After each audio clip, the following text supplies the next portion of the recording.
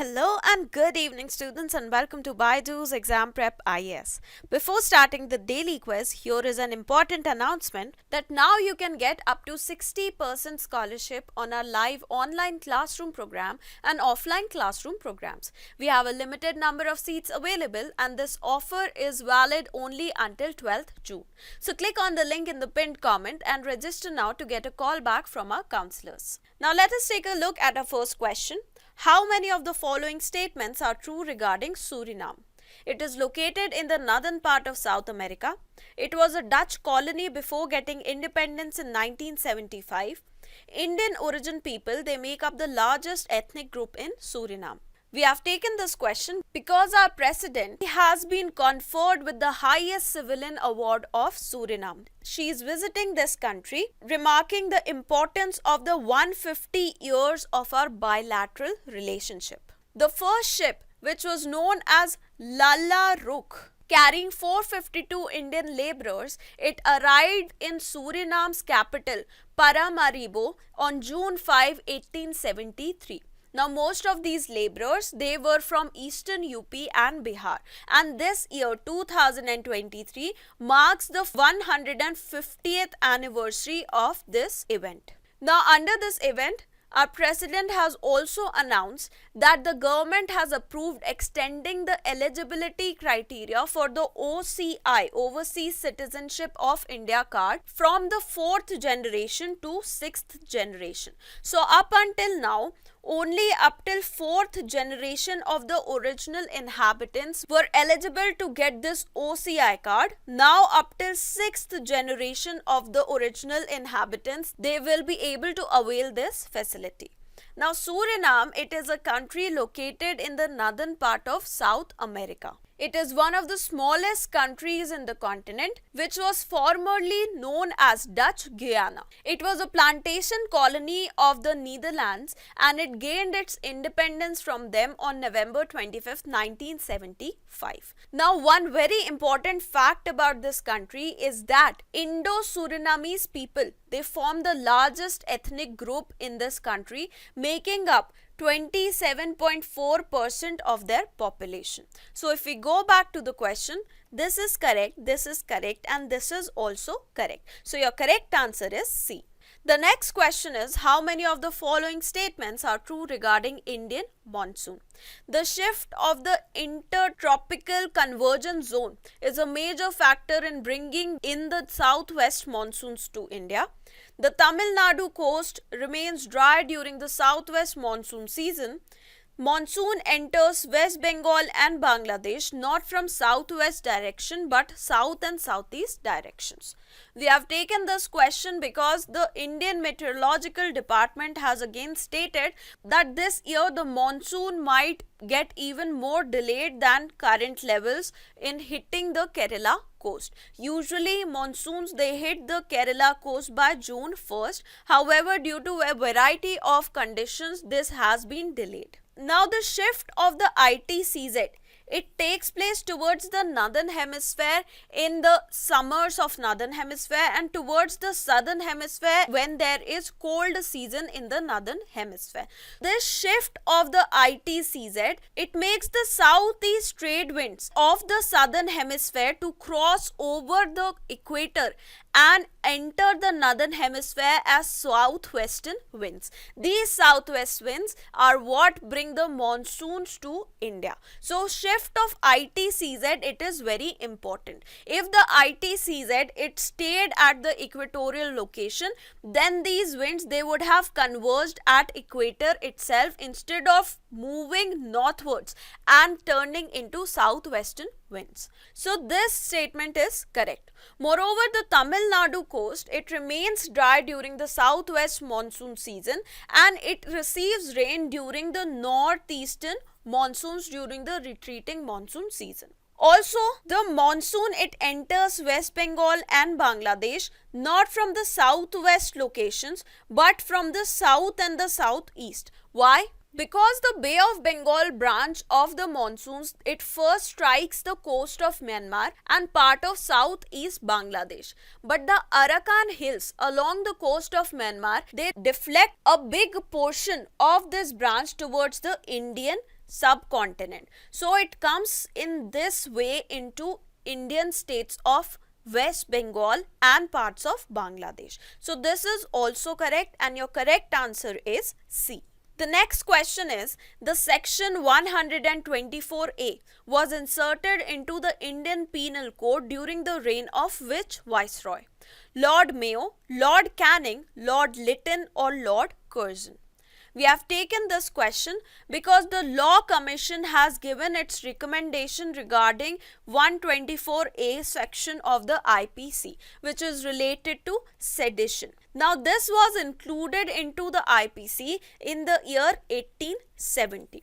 Now 1870 was the time when India's Viceroy was Lord Mayo. So if we go back to the question, this is our correct answer because Lord Mayo, he was the Viceroy between 1869 to 72.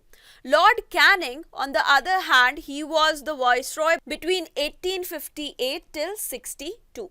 Lord Lytton was the Viceroy between 1876 till 1880 and Lord Curzon, he was the Viceroy between 1899 to 1905. Now in the comments, can you state some major instances that took place when these three were the Viceroys of India? Now we move to the next question. How many of the following statements are true regarding the Commission of Railway Safety? It comes under the administrative control of Ministry of Railways. It is headquartered in Lucknow.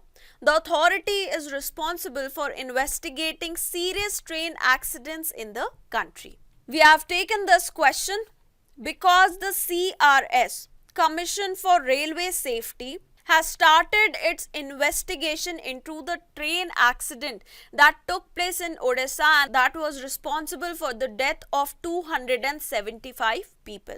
Now CRS, please note that it comes under the Ministry of Civil Aviation and not Ministry of Railways.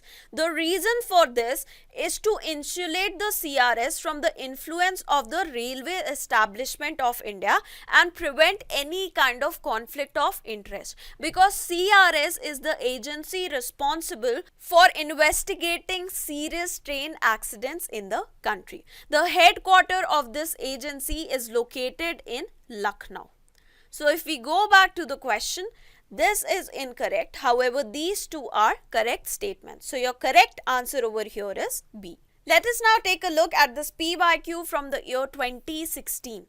Consider the following: Calcutta Unitarian Committee, Tabernacle of New Dispensation, Indian Reform Association. Keshub Chandra is associated with the establishment of which of the above? Now Keshub Chandra he was a very prominent social reformer from Bengal. In the year 1856, he became a member of the Brahmo Samaj, which was started by Raja Ram Mohan Roy. Now please note that the Calcutta Unitarian Committee was also established by Raja Ram Mohan Roy. So that eliminates these two options. So that means this must be correct. Now Keshub Chandra he was a part of Indian Reform Association whose objective was to create public opinion against child marriage, get Brahmo form of marriage legalized and promote the status of women. It also wanted to fix the minimum age of marriage for both the females and the males. So this is correct. What about this one? In 1868, Keshub Chandra he was the one who laid the foundation stone of Tabernacle of New Dispensation. So these two are correct. This is incorrect and your correct answer is option B. Now we come to the fact of the day, which is about PACS and Pradhan Mantri Jan Aushadhi Kendra. According to a recent decision by the Government of India, now 2000 PACS across the country, they have been given the permission to open Pradhan Mantri Bharatiya Jan Aushadhi Kendras as well. Out of which 1000 of these Jan Aushadhi Kendras, they will open by August and next 1000 by December this year. Now this will not only increase the income of the PACS and create employment opportunities for the people, but it will also help in making medicines available to the people in the rural areas at affordable prices. Now what are PACS? And what are these Pradhan Mantri Bharatiya Jan Aushadhi Kendras? The primary agricultural credit societies, they are village level cooperative credit societies that serve as the last link, the most ground level link in a three-tier cooperative credit structure, which is headed by the state cooperative banks at the state level.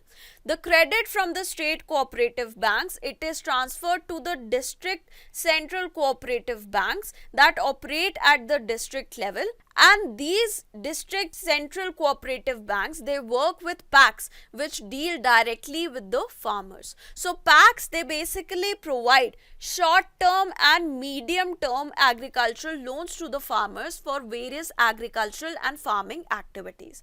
The first PACs, it was formed in India in the year 1904. The Pradhan Mantri Bharatiya Jan Aushadhi Kendra, they are centers from where quality generic medicines, they are made available to everyone. They have been started under the Pradhan Mantri Bharatiya Jan Aushadhi Pariyojana. This is a campaign launched by Department of Pharmaceuticals in 2008 under the name of Jan Aushadhi campaign. It was later reformed as Pradhan Mantri Bharatiya Jan Aushadhi Pariyojana in 2015-16.